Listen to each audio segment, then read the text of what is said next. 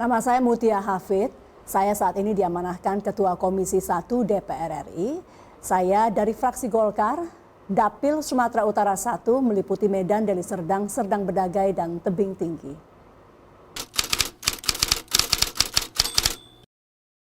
Saya memulai karir saya sebagai wartawan. Jadi ketika itu juga saya masuk ke dunia jurnalistik dalam kerangka ikut menjadi bagian dari demokrasi. Saya mensyukuri betul bahwa negara ini memilih demokrasi menjadi prinsip dari negara ini.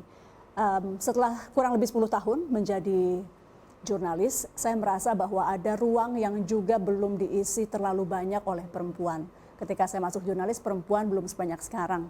Lalu ketika saya mau masuk ke politik ketika itu, salah satu pertimbangannya adalah kita masih kekurangan perempuan.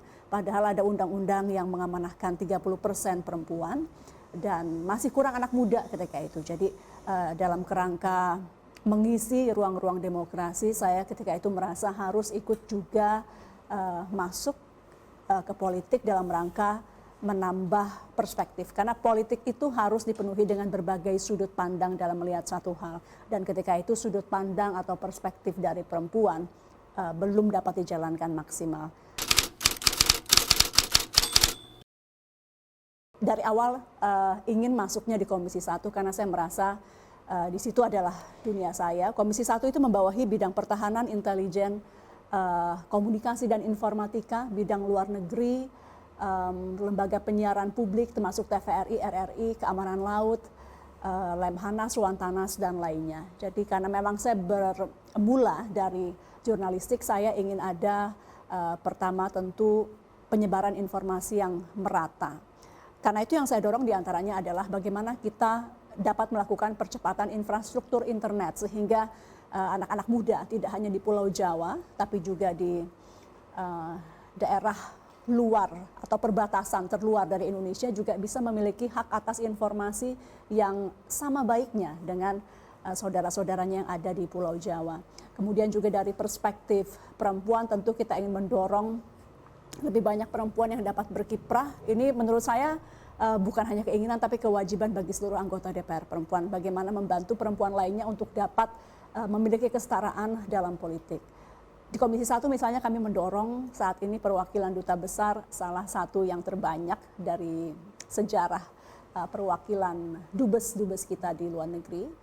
Kemudian juga perspektif perempuan di bidang pertahanan karena kita tahu kalau terjadi hal-hal yang karena saya pernah ke Irak juga ketika jadi jurnalis, kita tahu bahwa kalau terjadi ketidakamanan maka yang paling dirugikan, yang paling merasakan sulit adalah perempuan. Jadi mencoba untuk menjaga perspektif perempuan itu dari berbagai bidang yang diliput atau dibawahi di Komisi 1 DPR.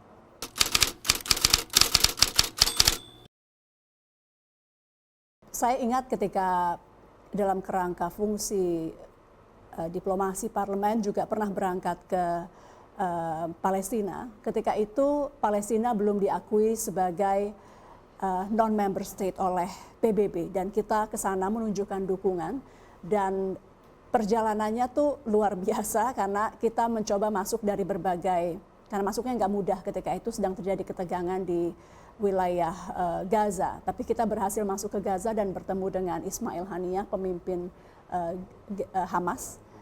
Lalu kemudian Indonesia tuh punya keunggulan karena bisa berbicara dengan dua sisi di Palestina. Kemudian setelah itu kita berangkat untuk menemui Presiden Mahmud Abbas di tepi barat. Dan itu di kala perjalanan itu PBB kemudian memutuskan melalui voting di sidang umum PBB bahwa Palestina diresmikan atau disetujui untuk menjadi non-member state. Jadi itu waktu itu rasanya kok meskipun saya tahu itu kerja berbagai pihak, tapi persis ketika berangkat kita berada di Palestina, kemudian Palestina diberikan status itu. Kita tahu perjuangan untuk Palestina masih panjang, tapi itu salah satu yang membuat saya merasa bahwa parlemen juga punya peran yang amat penting dalam hal diplomasi. Kemudian saya hal lainnya pernah berbicara juga tentu tentang kesetaraan perempuan di Forum Internasional Bali Democracy Forum di Bali. Itu juga salah satu yang menurut saya hal yang saya ingat terus karena dapat berbicara di forum yang luas dihadiri oleh pemimpin negara, mengajak semuanya untuk terus memperjuangkan kesetaraan perempuan. Satu lagi, jadi saya pernah berbicara di sidang umum PBB, ketika itu Indonesia menuntut agar sanksi Amerika Serikat terhadap Kuba untuk dihapuskan. Ketika itu kita menang voting bersama negara-negara lainnya dan saya mewakili Indonesia untuk berbicara di forum sidang umum PBB. Itu membuat saya merasa bahwa mudah-mudahan langkah saya masuk ke politik benar, tidak salah, karena mudah-mudahan kita perempuan dapat berperan dan bisa berperan di dalam politik. Tentu akan sangat tergantung dengan pasangan hidup kita dan keluarga kita. Jadi yang paling utama adalah bagaimana membuat keluarga juga mengerti. Agak sulit masuk politik kalau kita tidak punya lingkungan yang mendukung. Jadi memang harus dari awal disampaikan bahwa kerjaan kita di politik seperti ini. Kadang Sabtu Minggu juga dipakai untuk kerja-kerja politik. Bukan kadang, sebagian besar Sabtu Minggu kita digunakan juga untuk kerja-kerja politik. Sehingga memang harus memiliki keluarga yang sangat suportif atas kondisi profesi tersebut. Namun demikian tentu tetap kita bisa mengatur waktu, seperti misalnya kebetulan karena saya juga pimpinan komisi, saya mencoba memastikan dan alhamdulillah didukung juga oleh tidak hanya para perempuan di komisi tapi bapak-bapaknya juga, bahwa kita nggak boleh rapat sampai terlalu malam. Sebisa mungkin kita rapat tidak melewati maghrib gitu ya, kecuali ada hal yang sangat amat penting baru kemudian dipertimbangkan. Ketepatan waktu di komisi dan lain-lain juga kita coba pastikan agar rapat-rapat tidak molor, tidak terlalu panjang dan lain-lain. Kunjungan kerja disesuaikan juga bahwa tetap mempertimbangkan hari-hari bersama keluarga sehingga kita bisa mengatur dengan lebih baik. Itu kenapa perempuan perlu juga banyak di puncak-puncak kebijakan gitu ya, tidak hanya sebagai politisi anggota DPR biasa, tapi perlu lebih banyak di level kebijakan agar juga bisa mengatur ritme yang lebih friendly terhadap urusan keluarga.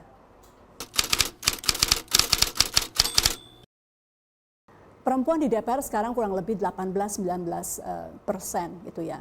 Ada perubahan angka karena ada pengganti antar waktu. Jadi kita masih jauh dari kuota 30%. Kalau dikatakan apakah kita sudah cukup berperan, ya tentu untuk maksimal belum, karena memang kita bahkan belum 30% dari total anggota DPR RI. Sejatinya menurut saya, karena penduduk Indonesia 50% perempuan, maka perwakilan perempuan di DPR yang nggak jauh-jauh dari angka itu. Tapi meskipun demikian, dengan angka kurang lebih 19% keterwakilan perempuan saat ini di DPR, banyak menurut saya perempuan-perempuan di DPR yang menunjukkan bahwa peran mereka luar biasa dalam menentukan kebijakan-kebijakan baik di tingkat komisi, di tingkat fraksi, di tingkat partai. Jadi tidak perlu lagi sebetulnya harus ada keraguan terhadap perempuan, baik itu dari pihak laki-laki, masyarakat secara umum maupun di perempuannya sendiri. Karena kadang-kadang keraguannya ada pada kita sendiri, perempuan, yang merasa bahwa kita tidak bisa berperan. Kita terlalu rendah hati untuk merasa bahwa kita belum cukup baik. Padahal menurut saya kita perempuan di DPR saat ini perannya juga sudah cukup mewarnai, paling tidak dengan angka yang memang masih kurang lebih 19%. Dalam setiap keputusan-keputusan politik maupun perundangan yang dilahirkan di DPR.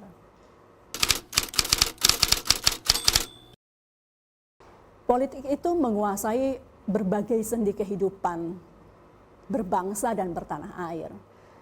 Dan di situ perlu perempuan. Kalau kita ingin hak-hak kita lebih diperhatikan, kalau kita ingin lebih diajak terlibat dalam keputusan-keputusan penting yang toh menyangkut hidup kita, hidup keluarga kita, hidup sahabat-sahabat kita, maka bergabunglah. Tentu melihat juga ya, kalau tidak suka politik ya tidak perlu masuk. Tapi banyak, saya yakin di luar sana perempuan yang sesungguhnya ingin masuk politik tapi menahan dirinya. Karena merasa politik itu berat, dan memang betul politik itu berat, tapi saya rasa politik akan lebih ringan bagi perempuan jika kita melangkah bersama-sama. Jadi kalau angka yang saat ini keterwakilan di DPR masih 19% begitu ya. Saya bayangkan kalau kita di 30% saja, maka akan lebih mudah kita untuk kemudian memperjuangkan perspektif perempuan di DPR RI.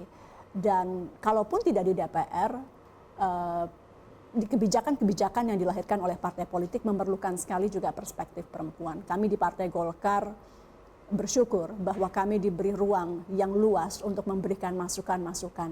Tapi tentu kita ingin lebih banyak lagi perempuan yang bisa berperan di politik, jikapun tidak di politik, di luar politik, namun memiliki pengetahuan, pendidikan tentang politik sehingga bisa juga mendorong kebijakan dari luar sistem. Jadi ini mungkin harapan saya dari perempuan untuk perempuan lainnya. Selamat Hari Perempuan Internasional.